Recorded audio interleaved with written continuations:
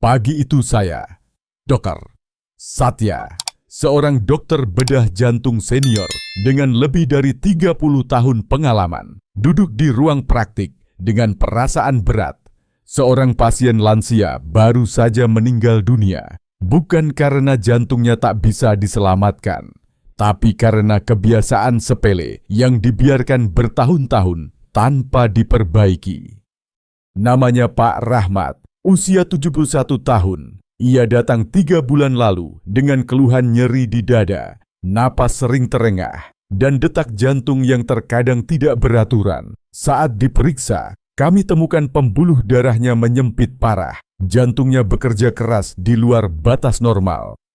"Dok, saya tidak merokok. Saya juga tidak punya riwayat penyakit berat," ucapnya waktu itu.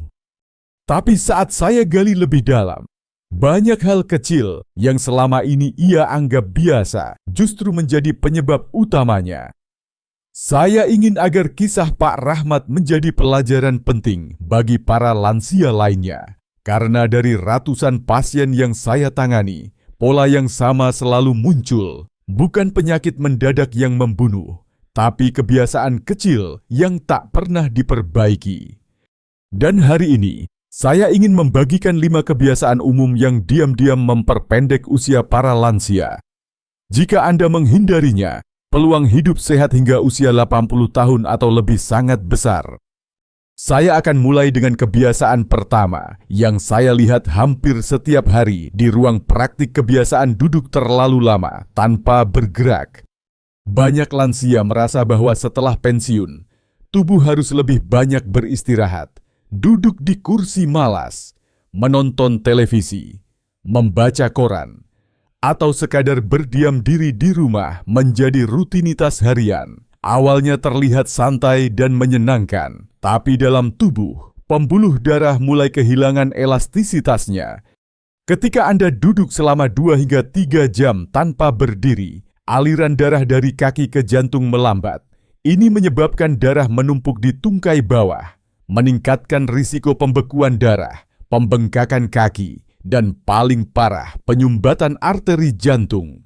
Saya pernah mengoperasi seorang pria 68 tahun yang mengira dirinya sehat karena tidak merokok dan selalu makan teratur. Namun, ia menghabiskan 6 jam sehari di depan televisi. Hasilnya penyempitan pada 3 arteri utama jantung.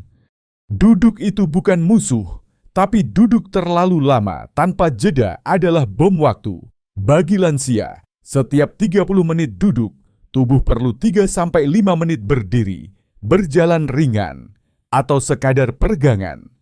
Saya sarankan Pak Rahmat untuk membeli jam tangan alarm sederhana yang bisa mengingatkan dirinya untuk bergerak tiap 30 menit.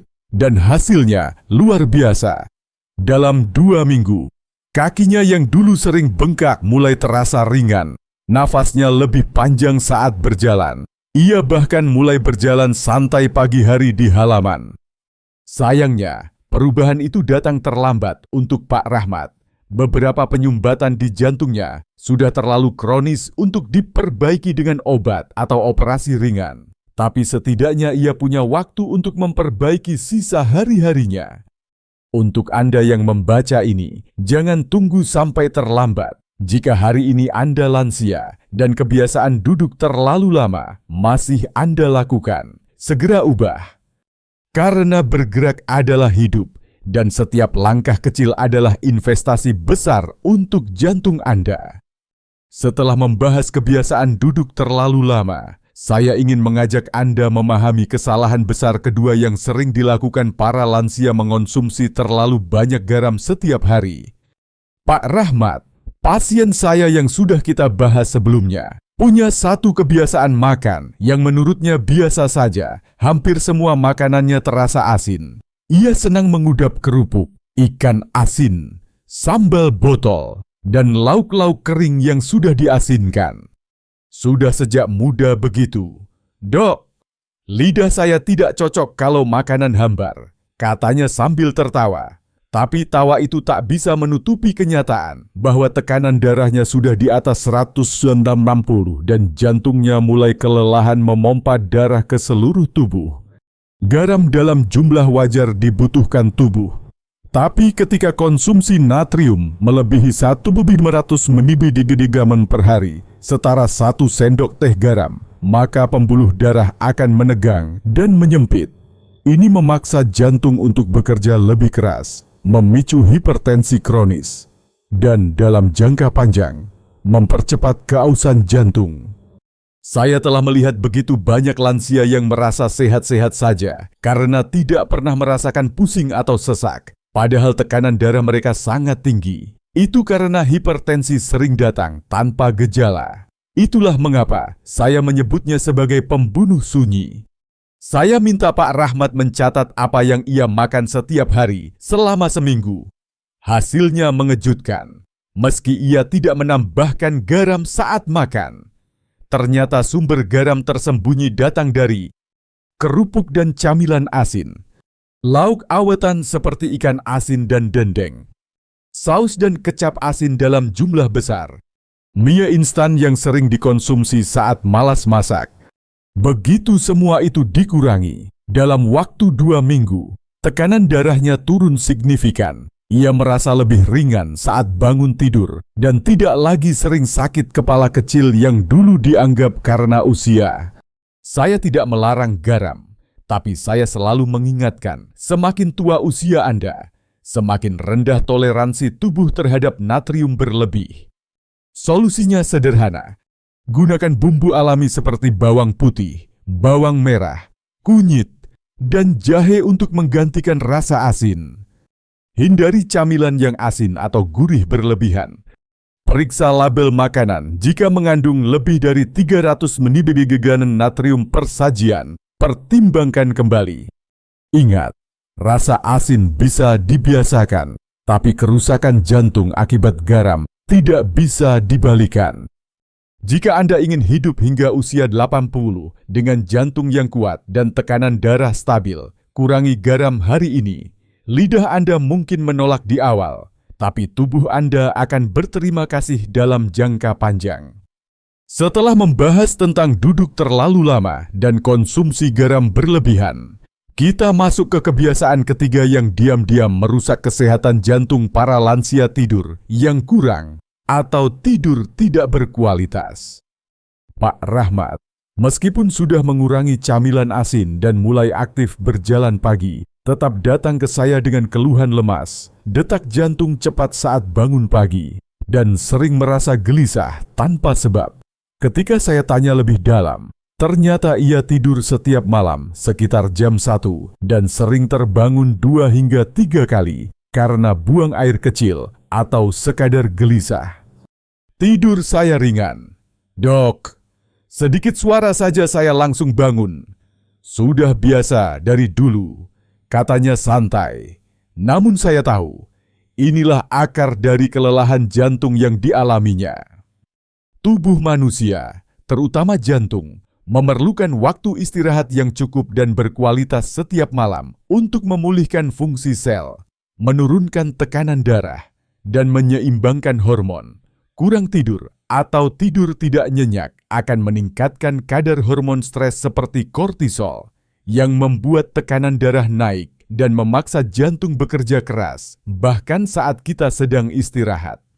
Lebih parah lagi, lansia yang kurang tidur cenderung mengalami gangguan irama jantung atau palpitasi. Hal ini karena sistem saraf otonom tidak mendapat cukup waktu untuk menstabilkan denyut jantung saat malam. Saya meminta Pak Rahmat untuk mulai memperbaiki rutinitas tidurnya. Tidur dan bangun di jam yang sama setiap hari, bahkan di akhir pekan. Menghindari kopi dan teh setelah jam 5 sore. Menjauhkan televisi, gawai, dan cahaya biru dari kamar tidur. Melakukan peregangan atau mandi air hangat 30 menit sebelum tidur. Perubahan kecil ini membutuhkan disiplin, tapi dalam 10 hari, Pak Rahmat sudah merasakan manfaatnya. Ia bangun dengan lebih segar. Tekanan darahnya lebih stabil di pagi hari, dan ia merasa lebih tenang sepanjang hari. Bahkan ia mengaku lebih semangat menjalani hari dibanding sebelumnya. Tidur bukan sekadar memejamkan mata. Bagi jantung Anda, tidur adalah proses penyembuhan harian. tanpa tidur yang cukup dan dalam, tubuh tidak bisa memperbaiki sel rusak, mengatur kadar gula darah, atau menurunkan ketegangan di pembuluh darah. Saya selalu katakan kepada pasien lansia saya tidur adalah obat terbaik yang tidak bisa dibeli di apotek. Jika Anda ingin hidup lebih lama dan menjaga jantung Anda tetap kuat hingga usia 80 tahun, maka tidur cukup 7 hingga 8 jam setiap malam adalah keharusan bukan pilihan. Jangan remehkan malam Anda, karena malam yang tidak berkualitas bisa menjadi siang yang penuh ancaman. Ketika kita bicara tentang jantung, banyak orang lansia hanya memikirkan makanan dan aktivitas fisik. Namun mereka sering lupa satu hal yang sangat berpengaruh kesehatan emosional dan tekanan batin yang dipendam diam-diam. Inilah kebiasaan keempat yang harus segera dihentikan jika ingin hidup lebih lama dan menjaga jantung tetap sehat, mengabaikan kesehatan mental, dan terus memendam emosi. Pak Rahmat adalah contoh nyata. Ia tampak tenang, ramah, dan jarang mengeluh. Tapi semakin saya sering berbicara dengannya, saya merasakan ada sesuatu yang disembunyikan di balik senyumnya. Saat saya tanya apakah ada masalah di rumah atau keluarga, ia tersenyum tipis. Anak-anak sibuk, istri saya sudah lama sakit, dan saya tidak ingin jadi beban, katanya lirih. Rasa kesepian, rasa bersalah, dan tekanan emosional seperti itu tidak hanya menyakitkan secara batin, tapi juga mempengaruhi tubuh secara langsung. Ketika seseorang terus-menerus mengalami stres emosional, tubuhnya melepaskan hormon kortisol dan adrenalin dalam jumlah tinggi. Hormon ini membuat pembuluh darah menyempit, mempercepat detak jantung, dan dalam jangka panjang dapat menyebabkan hipertensi dan gagal jantung. Saya pernah menangani pasien yang secara fisik tampak baik-baik saja, tapi sering pingsan atau jantungnya berdebar tidak karuan tanpa sebab. Setelah dilakukan pemeriksaan lengkap, tidak ditemukan masalah besar secara klinis. Namun ternyata, pasien ini menyimpan kesedihan mendalam setelah kehilangan pasangannya dan tidak pernah membicarakan perasaannya kepada siapapun.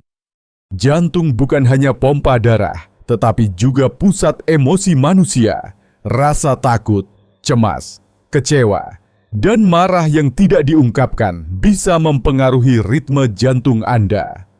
Untuk itu, saya menyarankan semua pasien lansia untuk berbicara dengan orang terdekat tentang apa yang mereka rasakan, bergabung dengan komunitas atau kegiatan sosial yang bisa mengangkat suasana hati, melatih diri dengan teknik relaksasi seperti pernapasan dalam, meditasi ringan, atau doa.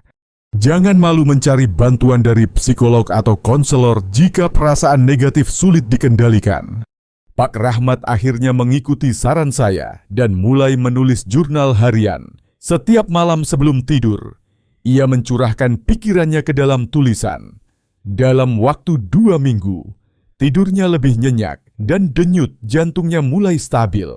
Ia bahkan kembali menyukai kegiatan berkebun yang dulu ia tinggalkan. Saya ingin menekankan satu hal penting untuk semua lansia: mengurus hati Anda sama pentingnya dengan mengurus jantung Anda secara fisik. Karena pikiran yang tenang adalah obat alami bagi tekanan darah dan ritme jantung yang sehat. Jika Anda sudah menjaga makanan, sudah rajin bergerak, tapi masih merasa lelah atau jantung berdebar, mungkin saatnya Anda melihat ke dalam bukan keluar. Karena ketenangan batin adalah fondasi utama dari umur panjang dan kesehatan sejati. Dari semua kebiasaan yang saya lihat sebagai dokter bedah jantung, ada satu yang sering membuat saya geleng kepala karena begitu sederhana tapi sering diabaikan. Itulah kebiasaan kelima yang diam-diam memperpendek umur para lansia tidak pernah melakukan pemeriksaan kesehatan secara rutin. Pak Rahmat dulu adalah orang yang jarang pergi ke dokter. Kalau tidak sakit, ngapain periksa? Dok, katanya waktu pertama kali saya temui. Sayangnya, banyak lansia berpikir seperti itu. Mereka hanya datang ke rumah sakit ketika tubuh sudah benar-benar lemah, ketika sesak napas sudah mengganggu tidur, atau ketika pingsan tiba-tiba di kamar mandi. Padahal jantung adalah organ yang bisa rusak perlahan-lahan tanpa tanda-tanda jelas. Saya pernah menerima pasien yang terlihat sehat, tidak mengeluh apapun. Tapi saat dilakukan pemeriksaan rutin EKG dan tes darah, ternyata ada gangguan irama jantung serius dan kolesterolnya sangat tinggi. Ia tak menyadarinya sama sekali karena selama ini tubuhnya terasa baik-baik saja. Jantung yang bekerja terlalu keras atau terlalu cepat tidak akan memberi tanda langsung, tapi kerusakan demi kerusakan terus terjadi, sampai suatu hari menjadi serangan jantung atau stroke yang mematikan. Inilah alasan mengapa saya selalu menyarankan kepada pasien lansia saya, lakukan pemeriksaan tekanan darah setiap bulan. Cek kadar kolesterol dan gula darah setiap 3 hingga 6 bulan. Lakukan EKG atau rekam jantung setiap tahun. Periksa fungsi ginjal dan hati secara berkala, karena kedua organ ini berhubungan erat dengan beban kerja jantung. Pemeriksaan ini bukan untuk membuat Anda cemas. Sebaliknya, ini adalah senjata untuk mencegah.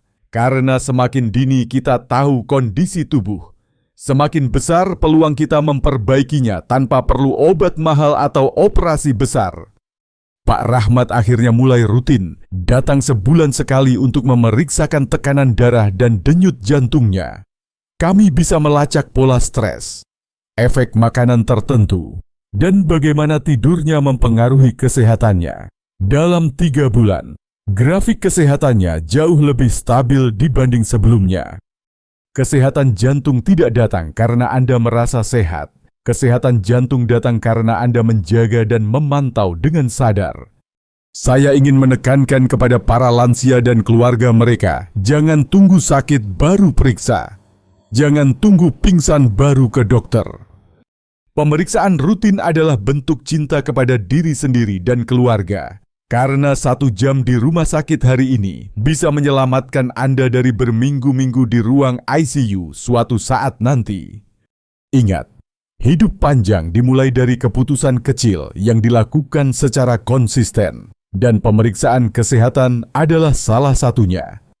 Setelah membahas 5 kebiasaan yang perlu segera dihentikan oleh para lansia demi kesehatan jantung, saya ingin menutup kisah ini dengan satu pesan penting. Tidak ada kata terlambat untuk berubah.